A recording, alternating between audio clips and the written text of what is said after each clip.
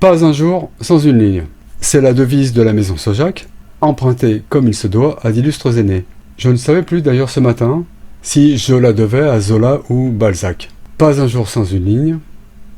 Zola, Balzac, les conseillers en com de Gabriel Attal. Mais fichons parler, c'est Zola qui l'avait inscrite sur le linteau de la cheminée de son bureau. Mais il la tenait lui-même de Pline l'Ancien. Nulla dies sine linea. Abonnez-vous. C'est une consigne davantage qu'une devise, à laquelle j'obéis depuis lurette. D'autant plus ces temps où je dois, en plus du reste, laisser traîner sur mon bureau une feuille A4 dédiée à ordonner les élucubrations et les notes dont je suis censé trousser les paroles de mes chansons à boire en chantier. Je redécouvre l'exercice et pour l'instant, je ne m'en tire pas comme je voudrais. Alors, je ne renie pas mes premiers essais de texte, mais le fait est que je suis loin de la légère flottaison que je m'étais promise en me lançant dans ce bain-là. Je les trouve un peu noueux, un peu vautrés dans mes tendances au clair-obscur, plus souvent à l'obscur qu'au clair. Pourtant, sur le papier, j'y fais passer mes usuelles petites feintes et blagounettes, mais à l'oral, ça ne passe pas. Mais je suis un chanteur lugubre, sans trop de voix déjà, et c'est qu'en plus, on dirait que je suis en sevrage de Prozac et de Knackierta. Pourtant, à relire, alors on ira assez vite s'oublier sous l'eau en jaune à nouveau, ces petites fusées nauséeuses expérimentales qui n'atteindront que leur ciel. Ça me fait souffler du nez. Mais à entendre chanter par moi, pour l'instant, ça me plombe un bon peu. Un tout petit peu.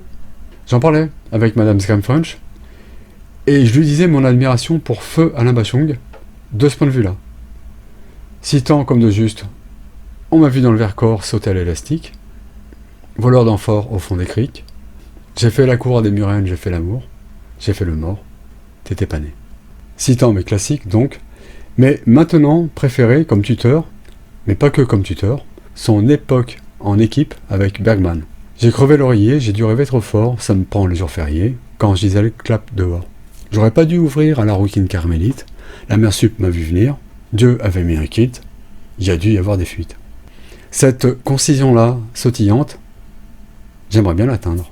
Mais il faut que je bosse, peut-être manger de jambes. Quand je m'entends, je me fais trop souvent et trop cruellement penser à un commentaire que j'avais lu naguère sous une retranscription du texte de Lazy Fly de Beck. Vous voyez, Lazy Fly ? La la la la la la la. Sous ce texte-là, un type bienveillant comme tout avait écrit « The world doesn't need any more self-important student poet ». Et c'est vrai que le monde n'a pas besoin d'un autre étudiant poète imbu de lui-même. Bon, après, je n'ai pas la vocation de faire le chansonnier ou le comique troupier, mais comment dire ? Pour sortir de mon genre et faire référence plus haut que mon cul à des écrivains de littérature blanche en vue, j'ai un peu de mal avec le lyrisme échevelé d'un Éric Vuillard, que j'admire beaucoup. Mais quand même des fois...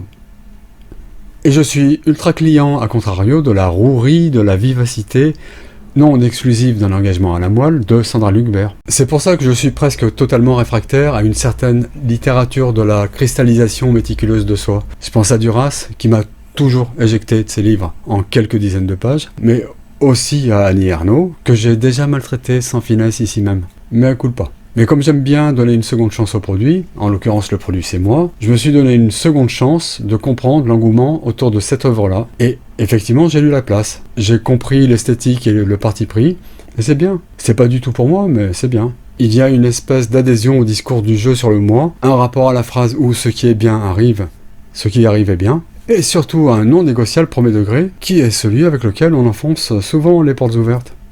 Ce n'est pas pour moi maintenant, c'est acquis. D'autant que je suis replongé dans Garcia Marquez, merci Raphaël. Et là, ça parle de mort avec les doigts, de mesquinerie, de méchanceté, de fesses, et c'est drôle, putain, c'est drôle. C'est tragique.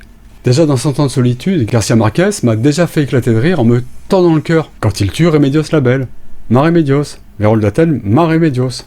Enfoiré, punaise. La mort de cette Remedios-là, la Remedios parmi les Remedios, c'est un crève-cœur, un éblouissement littéraire et une blague de carambar.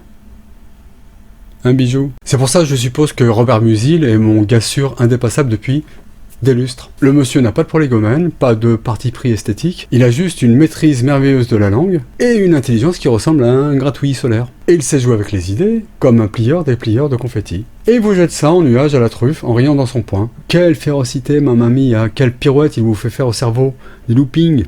Tiens, sa métaphore du papier timouche dans L'homme sans qualité, c'est tellement simple, tellement beau, tellement désespérant. Bonjour monsieur Musil, je voudrais un aller-retour. Mais bien sûr, de rien. D'ailleurs, curiosité, le papier timouche a 2 versions publiées dans l'œuvre de Musil. Celle dont je parle conclut, je crois, un mini-chapitre du tome 1 de L'homme sans qualité. Et l'autre, je me souvenais qu'elle était dans Les désarrois de l'élève Torlès. Alors qu'en fait, non, elle est dans les œuvres préposthumes. Mais de toute façon, elle y est moins aboutie, aux souvenirs confus que j'en ai. Et si je vous faisais lecture? Je suis en train de vous proposer un bon vieux keepsake à l'ancienne.